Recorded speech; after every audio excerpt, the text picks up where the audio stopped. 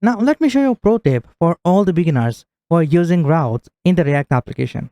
Now whenever you use route in the large React application, you don't have to use routes inside the React component. Instead, you create an object inside a dedicated file and use that object inside your React component. So you can easily manipulate and change your route components. Let me show you what I want to say. Here, inside my project, inside the source directory, I'm going to create a new folder, name this folder routes, and inside this routes, I'm going to create a file called route.js. Inside this file, I'm going to create an object. So I'm just going to simply first say export default, and then I'm going to export an array of objects. I'm going to call here an array, and I'm going to grab the object from this app.js file. So I'm going to grab this object right from here, and then specify that object inside this route.js file right here, something like this. Just out of that, once I have that object, don't forget to import these components. So just back to the app.js, grab this import statement, and then specify that right up here. Don't forget to change this path. Just out of that, you have to call this object inside your app component. So at the top here, you say import route, and you get this route from this route file. So you specify here route, and then you get rid of this statement and return route. But this is just going to return this object. So what I want to wrap this route inside the use routes. So I'm going to say here use route, and then specify this route here. And then I'm going to return this use route from this app component. You can see I'm going to have the same result. It will not change anything. But what I can do is now I can use this object and iterate over this navigation menu. And instead of these hard-coded links, I can grab these links from this object and print my navigation menu here. Let me show you what I want to say. Let me get rid of this statement. Let me comment this and comment both these statements. And at the top, right here, what I want to iterate over this object. So I'm going to back to the global. I'm going to first print this active link. I want this home page in all my pages. So I'm going to grab this active link of home page and then specify that right here. And just after that, right down here, I'm going to specify an object. And inside this, I'm going to iterate over this object. So to get this object right up here, I'm going to specify import route from the route file. So I'm going to import the route object. And because the route object is at the default export from this file, I can access this with different variable names. So once I have this object, I can then specify that right here and then iterate over it. But if you try to print this, let me get rid of this. And if I say here console.log, and if I print this route, save this file, open the console, reload the browser, then you can see here I'm going to have an array. And inside that array, I'm going to have here path, element, and all my children's. You can notice. And inside the children's, I'm going to have all my routes. So what I want to get the children first from this route and then iterate over this object. I don't need to iterate over this parent object. Instead, I need to iterate over this child object. So right from this route, I'm going to get the child object.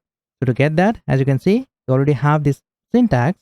So right down here, I'm going to say let in the array inside an object, I'm going to say children, and I'm going to get the children from route. As you know, inside this route, I have the children property. So I'm going to specify that children property here, and I'm going to iterate over the children property. So let me grab this. And if I console.log this, then I'm going to have the children property. You can see I'm going to have this array, and inside that array, I'm going to have all my children's. Let me get rid of this console, and let me get rid of this console message as well, right from this login page. Just out of that, right down here, once I have the children, I can specify that here and iterate over it. So I'm going to say here dot. I can iterate over this object using map function, and then I'm going to specify here two values. First is the value, and second is the index. Inside this value, I'm going to have all the objects, and inside this I, we have the index value. I use this I to specify the unique key to my children. So just down here, I'm first going to say console.log and print value. If I print this value, it's going to print all my objects. You can notice. Now what I want, to this path, I want to specify the route name. If you're back to the route, I don't have here a route name. So I need to specify here route name, so I can specify that route name to the link. So right here, just out of this login, here, I'm going to specify a property called route name. Now that's about you. You can specify any name to this property. And then I'm going to specify name to it, login. Now this is just a display name for this login route. You can specify any name here. We are just using this name to display as a link inside this navigation menu.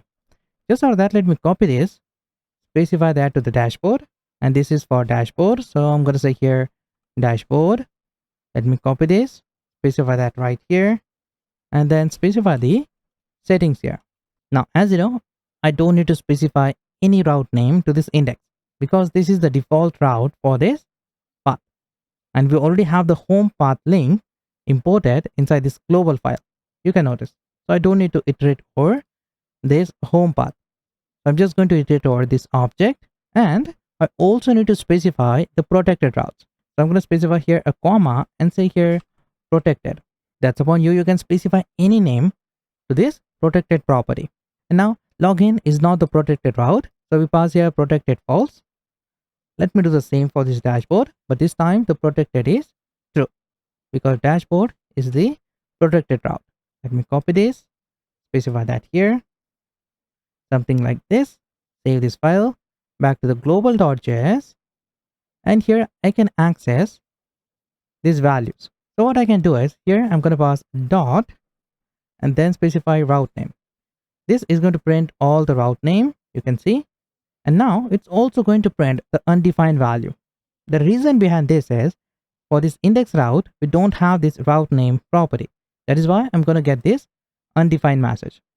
Just so that I can easily access the protected route as well. So if I specify here protected, reload the browser, you can see I'm going to have the protected route as well. And this is also print the undefined value. The reason behind this is we have the index route here. Now, just out of that, right down here, I can say if the value dot route name, if we have true inside this route, then execute it. And I'm also going to check value dot protected. If this value dot protected is equal to true, then execute the if block, otherwise execute the else block. So right here, I'm going to say if the protected is equal to auth, this variable, then return the if block.